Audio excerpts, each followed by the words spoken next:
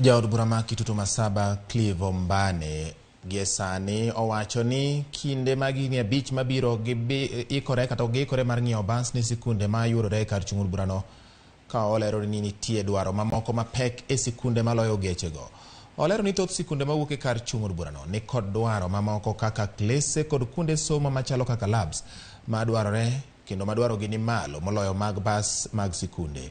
Mbane wacho ni onge tiende golo omenda mathoth maromo milion 8 e ng'iewo mana bas kende ka e sechego to nyithindo ma e skul onge kod kuonde somo.